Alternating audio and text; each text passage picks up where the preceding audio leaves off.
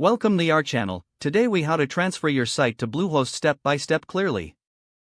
Begin by logging into your current hosting provider's account. Locate the domain you want to transfer to Bluehost. Unlock the domain to enable its transfer. Obtain the authorization code, also known as an EPP code. Log into your Bluehost account. Navigate to the Domains section on the dashboard. Click on Transfer a Domain. Enter your domain name and click Next. Paste the authorization code in the provided field.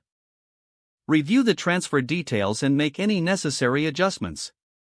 Confirm that your contact information is accurate.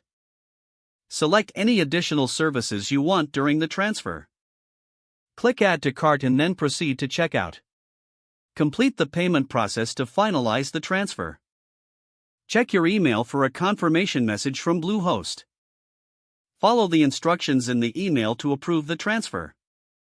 Wait for the confirmation from your current registrar, which may take a few days. Log back into your Bluehost account once you receive confirmation. Verify that the domain now appears in your Bluehost dashboard. Update your DNS settings, if needed, for proper website functionality. Ensure everything is functioning correctly on your new hosting account. Now your site is successfully transferred to Bluehost. If the page does not load, refresh the browser or try again in a private or incognito window. Make sure you are using the correct email address, then retype it carefully to avoid small typos. If your password is not accepted, use the reset option and create a new strong password you can remember. Check your spam folder for verification or security emails, then complete any requested confirmation steps. Enable two-factor authentication if available to improve account security and reduce unauthorized access risk. After signing in, review your profile details so your contact information and settings are accurate and current.